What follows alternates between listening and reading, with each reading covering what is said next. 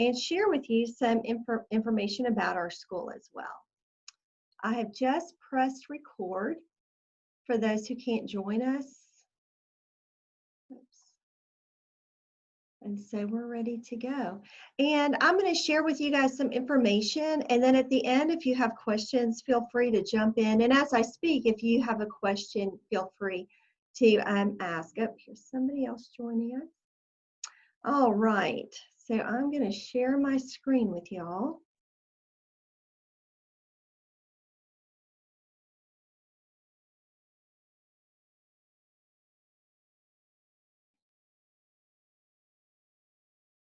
Okay, can you guys see this?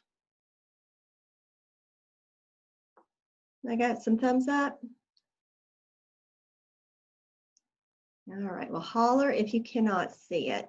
But this is just a presentation I put together with you, for you, to talk about some things. There I am. This is my 25th year in education. It is my 5th year as principal, 2nd year as principal over both of the schools, and my 5th year at the elementary school as well. I have a daughter at CHS. She's a junior this year, and I just finished with my doctoral degree, and I'm so relieved. There's Mandy Lund. You all probably know Mandy Lund. She is the awesome assistant principal. She is in her 16th year of education and her 2nd year as an assistant principal. She is also a mom of an adorable preschooler. And I had included this fun fact. Mrs. Lund has been CPS Teacher of the Year on 2 occasions. Here are some other friendly faces around our building. Mrs. Crawford, many of you know her. Her official title is bookkeeper, but we all wear many hats in our schools. And she is also typically the person who answers the phone and the front door. This is Mrs. Norma. She's the busiest little bee in the whole building, and she is our daytime custodian.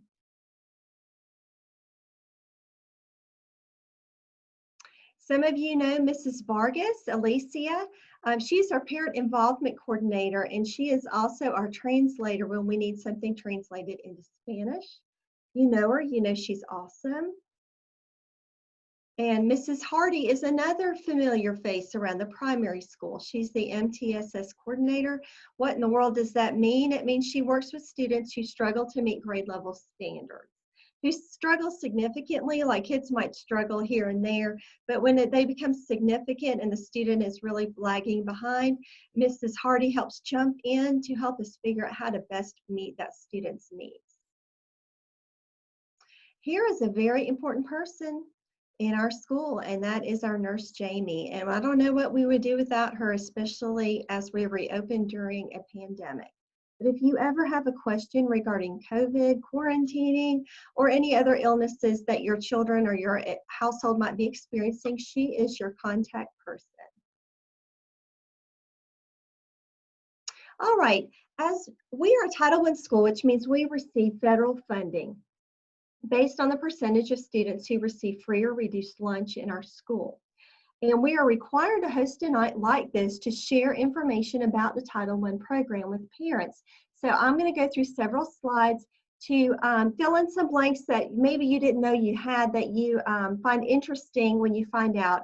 But anyway, I was just going to share with you about 49% of our students are on free and reduced lunch. And that's down, it was actually 55% last year. If you look at this little box, if a child received free lunch or reduced lunch last year and has not reapplied for this year, they give us this nice grace window, but after the next 2 weeks after that, the child would be charged full if that parent does not reapply. At the end of this presentation, I have some links, and I will push this out and share it. I can share it on our Facebook page as well as our web page, our school web page. But basically, especially for a parent whose child has received free or reduced lunch in the past, they really have to have that updated application. We are all getting free breakfast and lunch right now as part of a USDA deal, as part of the COVID response, and that's only through December though, and in January the child would go right back to full price if that application is not taken care of. And because we do have a lower percentage, it makes us think that there are people out there who need to apply who haven't done that yet. So, you know, somebody who has been on free or reduced before, you might give them a little poke, let them know they need to do that. All right. So what do we spend this federal money on? We spend it on classroom resources, technology, and contracted teacher support. In classroom resources, we often purchase different kinds of book sets and instructional materials that will help support the student learning. With technology, we spend our funds on programs such as like BrainPop, which teachers use with instruction, but we also have purchased our iPads and our Chromebook carts with our Title I funds. Without those funds, it would be very difficult to have the technology that we have in our building. And every year I typically build into the budget to purchase more of these. We also are very blessed. We have some wonderful ladies. They have been teachers, mostly here in Commerce, and they are retired, but they love kids and they love to teach. So they come back and they'll work about 3 hours a day with us. And so I'm able to use this Title I funds to help give our students some increased smaller groups and get more personalized education. So we have some school-wide goals, and they are found in our school improvement plan. I am still working on that. It's still in progress, and I invite any of your feedback or commentary or thoughts on the matter. We are carrying over our 1920 goals mostly. We didn't get to finish last year, and so there were things that we're not completely sure we completely nailed down, and we want to know that we have. But there are 4 goals listed here, and we might add other goals as well. I try to keep it small and manageable so we can stay really focused. The first goal, increase the percentage of students reading at appropriate Lexile levels in 1st and 2nd grade. Increase percentage of students achieving grade level per the Fountas and Pinnell benchmark assessment in kindergarten. In kindergarten, it's not really realistic or appropriate for a child to have necessarily a Lexile level. A student could, a really advanced reader, but if they're on level D in our Fountas and Pinnell system, when they leave kindergarten, we feel very confident that they're on the right path when they go to 1st grade. Our second goal, students will improve in writing fluency. 1st and 2nd grade students will write and complete sentences. Third, we'll work to implement Marzano's Art and Science of Teaching framework through lesson plan formats and critical thinking strategies with student involvement. And this is a goal based on our last SACS review, a school accreditation. I think they have a new name. It's called Cognia now.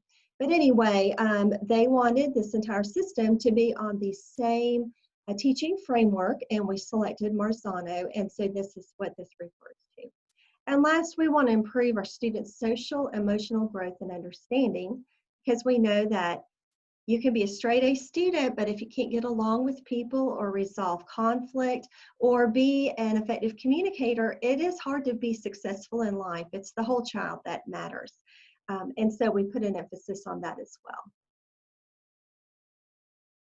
Some programs and support that are in place for your child at school.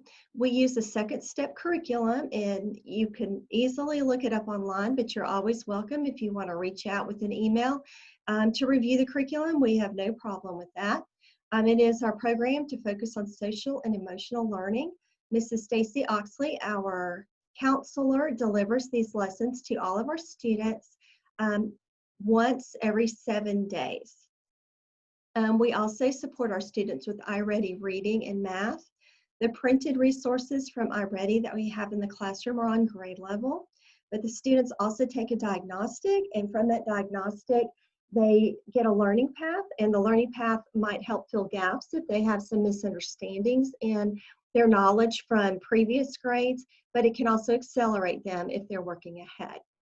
We also purchase Studies Weekly, which is like a newspaper that is aligned to our Georgia State standards, and it is online and in paper so that we can use it flexibly. We utilize the EIP reduced class size model, which means that our class sizes tend to be smaller so that we can reach more students. We have a parent involvement coordinator to support you guys out there. We also use our Foundations Phonics program for all of our students for their phonics instruction. Wilson Reading is also used, and it's a more intensive version that's used with our special education students. We utilize cognitively guided instruction in math. We also pay for a literacy and math support for teachers from 2 consultants who are very knowledgeable and work with our teachers. And we also we're always looking for mentors, if any of you out there would like to be one, but we also like to match students in need with mentors. Our curriculum is aligned to our Georgia State standards, and we use the Marzano framework for learning to create our units. Within state testing, last year, all of our state testing was waived. So we don't have a CCRPI score or a report card per se. This year, there is no waiver. The state did apply for one and did not receive it. So everything's on as far as we know. And so our kindergartners take GKIDS, which is an ongoing assessment that kindergarten teachers use. And the teachers are always assessing these standards throughout the year. It's very ongoing, very fluid. Access is a test for students who are identified as English language learners, so we can monitor their progress. GAA is an alternate assessment for our more profoundly disabled students. And then the Georgia Milestones, which is taken by 3rd and 4th graders. And through 8th grade, sorry, but elementary is 3rd and 4th. So some local assessments we use to see how your kids are progressing is our iReady diagnostic. You have probably heard about it. The kids take it 3 times a year. They've already taken it once. They'll take it again in December and then a 3rd time in the spring. It gives us a reading score, including the student's reading lexile level. And the math gives a math score as well as a quantile level, which is, I suppose you could think of it as sort of a lexile level for math. We also use the Fountas and Pinnell benchmark reading kit so that we can get student reading levels. The teachers also do this 3 times a year, but they do something called kind of like a running record or progress monitoring, so that if they see a kid is ready to kind of move up a level, they can go ahead and gather that data, affirm that that is the right decision, and move the student up in their reading. And it can also, sometimes a student's struggling with a level and they can step back down. I'm in the process of purchasing WriteScore to help students with genre writing. Our leadership team has selected this, and we feel that this could be very helpful for our students to learn the different writing genres. And the students take many classroom assessments that are very often collaboratively created within the teaching team. You all have a right to know your teacher's qualifications or your child's teacher's qualifications. All of our teachers are highly qualified, but if you're curious about learning more about your child's teacher, you can go to our school webpage, and there are details. You just go to something like departments or information, and the drop down is by grade level, and you just pull up that grade level and you can read all about your child's teacher. All right, so how do you know if your child is being successful? There are more than one way, but some like tangible ways that you could know is you can look in the student agenda.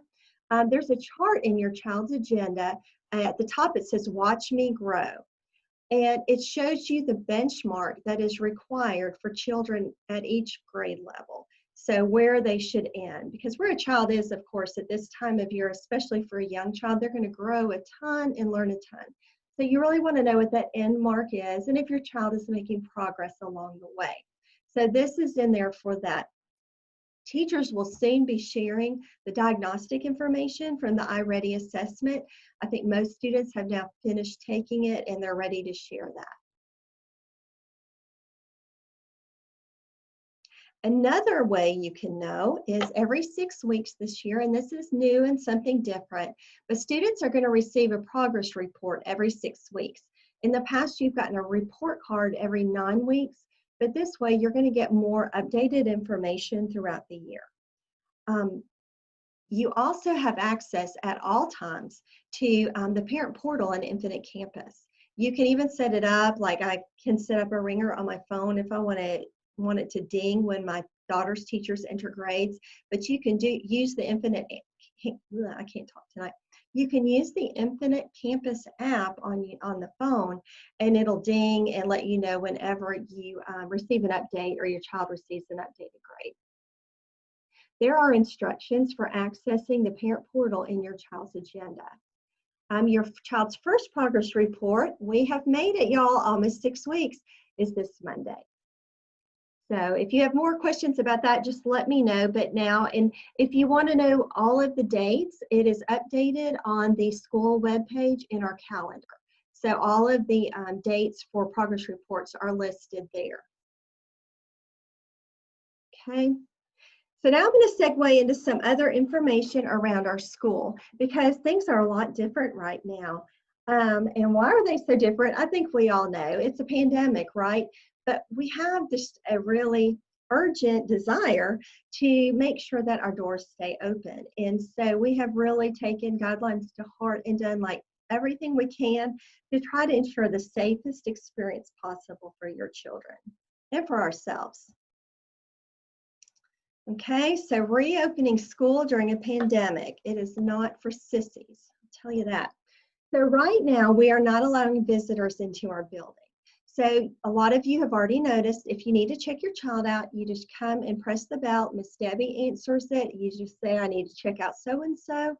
And Miss Debbie knows a lot of you, but she will ask if she's not sure, an adult, to just hold the ID up and compare the ID to what we have on file and the names we have listed for parents. And then we'll walk the child to the front door to you. And sometimes you'll find out that, of course, your kids forget their lunches. They forget stuff, right? That's not a problem either. You just come and you ring the bell and let us know, and you leave it by the door, and we just come out and get it and take it to your child. It's really helpful for you to have your child's name on anything you're dropping off, along with the homeroom teacher. It'll just help us speed up and get things to your child the way you would like us to do. Currently, we are going to hold all of our parent conferences online until we can loosen some of our pandemic restrictions. If you're just really needing that in-person experience, we can meet with you. Typically, it'll be after school at the board office. Okay, so we have had a lot of questions about quarantining, and you guys have been great. You call us when things happen at home. Maybe dad was exposed to COVID at work, or maybe dad tested positive for COVID. What are we supposed to do? You have been awesome. Keep calling us. We are glad to answer the questions, and if we can't figure it out, we will. We'll call somebody and we'll get it figured out. But if you feel like you're going to need to quarantine, the first thing you would want to do is call the nurse, because the nurse will let us know. We have an internal document that is confidential and only shared amongst 3 people, where we will just update so that we can get the ball rolling to know that we have closed every loop in order to send your child any information, or you any information that you need while your child's in quarantine. So what we do is we assign we tell the teacher that, that your child is in quarantine and will be out until this date, so that the teacher can upload work on PathBlazer, which is our online learning program. You can also check out a device. Typically what we do is when a student is entered on the on our document, we look at it and we send you a link. So if you need to reserve a device, there's a place where you can go straight to it and reserve the device. And then all the instructions for how to access the online platform are there. If you have questions, of course, reach out. And then the teacher, the last piece of that is just making sure that those assignments are in there for your child. And this works pretty smoothly. We get it all done typically by the end of the day. So if you're just not sure, please always feel free to call. Our collective health and our ability to keep our doors open, it really depends on us working together. And we really appreciate all you do and just how transparent you're willing to be, because we are equally wanting to be upfront with things that we know. So we do have protocols in place because kids get sick at school, right? And there are a lot of reasons why a kid has a fever. And so far, not a single one has been COVID, but we've had plenty of kids with fevers. But what we do have a protocol. And so if a child has a fever or COVID-like symptoms, we isolate the child in a room for that purpose, and that child waits there until the parent arrives. We don't assume anything about the cause or what the child might have. Some things we do on our end to keep our buildings clean is we have foggers that we use throughout the building throughout the week. If we know like a child was in a classroom and had a fever, we will fog that room that evening just to be sure that it's completely sanitized before the next day. Teachers are cleaning constantly in the classrooms. And I don't know if you've noticed, but if you ever go to Facebook to the Commerce City School page, our superintendent always reports things on Fridays, any COVID in our system. And we work very closely with the Department of Health with any protocol. So as soon as something happens or we know that somebody has a positive diagnosis, we work from there. And I will say, just in the spirit of transparency, we did have a student who was asymptomatic and had not been here for several days because had it been exposed away from school to COVID, did come back positive, and we did our contact tracing. We put everything into place. 6 students are now in quarantine, and the parents came and got them. It was no problem. They'll be out for 14 days or 10 business days. And you know, all the other children in that classroom their parents received a letter tonight, just letting them know that there was a positive diagnosis in the classroom, and that through contact tracing, it does not appear that those children spent any prolonged time with the child that tested positive. The child was asymptomatic, and is still asymptomatic. So anyway, we're actively dealing with it as it comes up, and we feel like we have good protocols in place, and really are doing everything we can to keep our buildings as clean as possible, keep our kids in their pods. I won't go into that so much because there's another video at the beginning of the year that we did where I explained a lot of our procedures for how we're going to manage our pandemic, and that video is available on our YouTube channel. Okay, y'all, the kids are doing so good with their masks. Like, adults could really learn something from kids, because it's almost like it's not even an issue at all within the walls of this building. Masks are required on the bus. It's optional in the classroom unless a teacher requests it. Let's keep in mind that we want to keep our staff healthy, that there are some teachers or adults in our building that might have pre-existing health conditions that make them more vulnerable to COVID. And we want to be sensitive and empathetic about that. I know my daughter, I send her to school every day with a mask, and I'm like, if adult asks you to wear your mask, I expect you to wear it. And that's just the way we do it. We prefer that the kids wear the masks in the hallways and other public spaces other than like the gym and recess. But just because we just want to do our part to try to manage any kind of illness within our building. But overall, this has not been a big issue or problem at all. Okay, just a little word about communication. The parent portal is it's so important that you keep everything up. If your phone changes, if you move anything like that, if you get a new email address at work, things like that. The instructions for this are in your child's agenda. And most of you guys have taken care of this. We just have a handful of people who have not. But the thing is that our Remind app that we use for all of our district-wide, school-wide classroom communications, Remind talks to the parent portal, and it pulls all of the contact information from there. So if it's incorrect or you don't have in there the way you really prefer to be reached, then you're just not going to get that information. And you know, it's class updates, of course, and reminders, but also when it gets cold out, you'll get weather-related reminders and any kind of pandemic-related information if we need to push that out as well. So I just can't tell you enough how important it is to take care of your information in the parent portal. And some parents have opted out to receive remind messages, which maybe sometimes they feel like, oh, well, I never get it and I signed up or I have all my information. They might need to check their app and just make sure they didn't accidentally brush a button. Happens to all of us, but just make sure that everything's clear on their device. All right, y'all, so how long are we gonna have to do all this stuff? How long are we gonna have kids eating in the classroom and all these little pods staying together? Y'all, I have no idea, no idea. There have been some positives. I mean, our mornings start out very calmly because the kids aren't getting all excited in the cafeteria with their friends. They just come in and eat, and the teachers report that the day starts very smoothly. Our kids are troopers, y'all. They can put on a mask and come in, no problem. And we don't have as much crying in the building as we used to have. I think that dropping off has been kind of positive in a way. It keeps other kids from seeing other upset kids and getting agitated.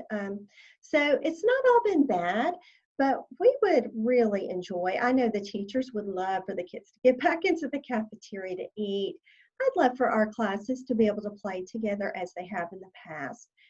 There's been lots of things that we've had to kind of let go. We'd like to see you guys in our buildings as well. So I don't know when it gets better. But when it does, we can't wait to open our doors back up and do all that good stuff. But I can't tell you, y'all, how much we appreciate your support. We couldn't do it without you, that's for sure.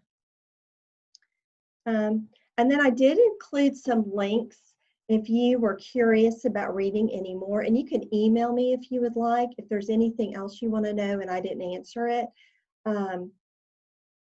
If you want to read about Georgia's reopening plans, everything is contained here. This is where we go for our guidance.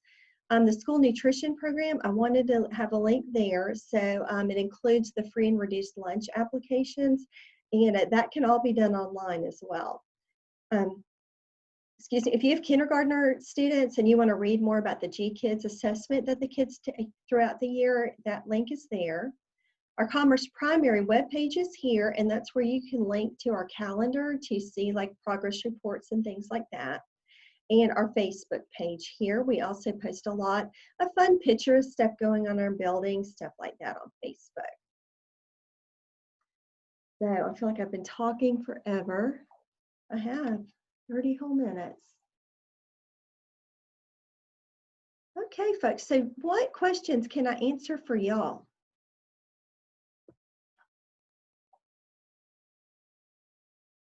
Oh, and I did have a question. A parent had, I sent a form out about a week ago, and a parent asked about paying for lunch by the month. At the moment, you don't have to worry about it because it's all paid through December, but there's no problem. You just go to school pay. If you go to that nutrition link, you can go there and then follow the instructions, and you can pay for as long as you like ahead. I like to do that for my daughter. We like to pay kind of quarterly so we don't have to worry about it.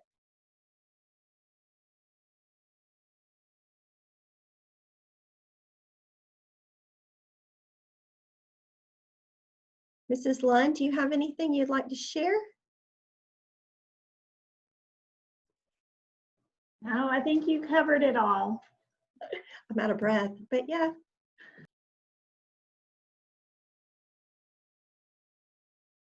All right, guys. Well, if you don't have any questions, I can't thank you enough for joining us. And I hope that you'll reach out anytime if you have questions, or if something here and you're just shy and you don't necessarily want to ask in front of everybody.